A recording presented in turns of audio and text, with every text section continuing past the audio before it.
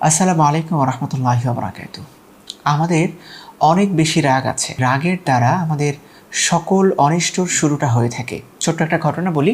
একবার রাসূলুল্লাহ সাল্লাল্লাহু আলাইহি ওয়াসাল্লাম বসে আছে। তখন এক ভদ্রলোক এসে রাসূলুল্লাহ সাল্লাল্লাহু আলাইহি ওয়াসাল্লামের কাছে জিজ্ঞেস করলেন, হে আল্লাহর রাসূল, আমাকে আপনি এমন কিছু শেখান যাতে করে আমি আমার জীবনটা বদলে দিতে পারি এবং আমার জীবনটা আমি সুন্দর করে কাটাতে পারি। কিন্তু এমন কিছু বলবেন না যে আমি ভুলে যাই এবং যা আমার জন্য কষ্ট হয়ে যায়। রাসূলুল্লাহ সাল্লাল্লাহু আলাইহি ওয়াসাল্লাম খুব ছোট্ট করে বললেন, রাগ করো না। কাজেই এই ছোট্ট কথাটা থেকে আমরা বুঝতে পারি যে রাগ হচ্ছে আমাদের সকল অনিষ্টর শুরু। কাজেই আমরা যেখানেই থাকি না কেন রাগটাকে আমাদেরকে বিলীন করতে হবে। যদি আমরা রাগটাকে বিলীন করে ফেলি তাহলে আমি মনে করি আমাদের সব কিছু অনেক বেশি সহজ হবে, সুন্দর হবে।